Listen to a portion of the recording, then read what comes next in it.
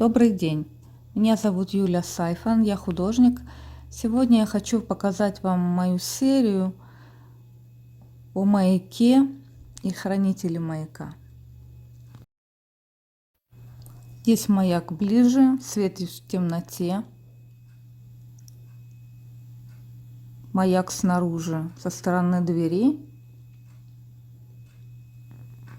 со стороны окна видно море и то, что внутри. Немножко заглянули в окно.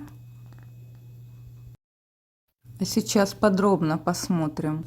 Это маяк настоящий. Он находится в Исландии. Слева вы видите карту Google, что вокруг него: море, скалы, прекрасное небо. И сам маяк такого красивого оранжевого цвета. В составлении цветовой гаммы для этой серии я отталкивалась от оранжевого. На цветовом круге Итана напротив оранжевого находятся зеленые и синие. Позже я использовала коричневые и бежевые как произвольные от красного. Вы можете видеть, как я искала, где будет находиться маяк, и справа внизу цветовой план. Здесь я грунтую лист для данной работы. Это покупная фактурная паста. Вообще у меня есть целое видео на эту тему, на чем рисовать масляной пастелью. Не поленитесь, посмотрите, там разнообразие фактур.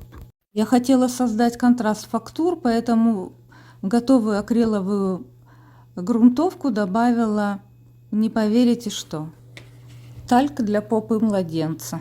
Такой грунт также делаю для сухой пастели.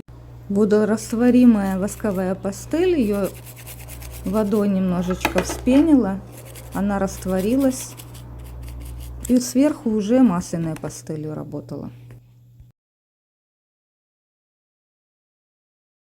Это хранитель маяка, чайка, эскизы к нему. Как видите, я выбрала то, что слева внизу. Здесь чайка в наиболее воинственном виде. Показываю, как я грунтовала. Слева и справа фактура земли, сама чайка и небо загрунтованы бархатным грунтом. Дальше маяк на фоне ночного неба светится в темноте и эскизы к нему. Слева внизу то, что я выбрала.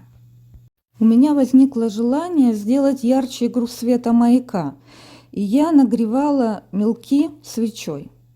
Как оказалось, это не очень хорошо, потому что фактура на листе плохо сидела, и мне пришлось часть снять впоследствии. Зато каким интересным был процесс.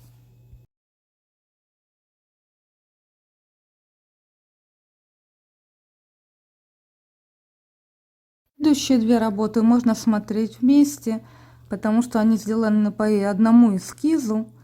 Первый вариант меня не устроил со стороны двери с видом на горы. Я сделала эту работу заново с видом на море. Можете видеть, как я делала фактуру с помощью расчески.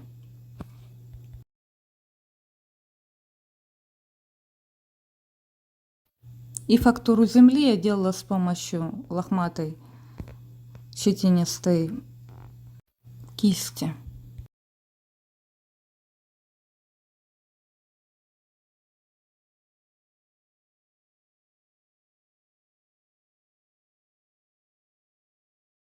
Масляная пастель здорово ложится по яркой подложке.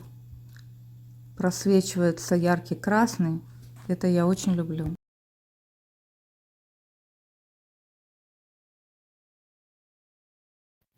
А вот мы смотрим внутрь маяка. Это эскизы к работе.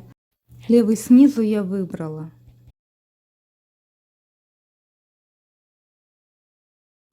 Красную стену я писала масляной пастелью и потом растворяла ее растворителем для масляных красок.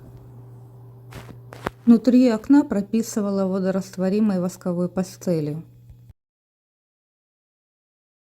Я рада тому, что наконец показала вам этот проект.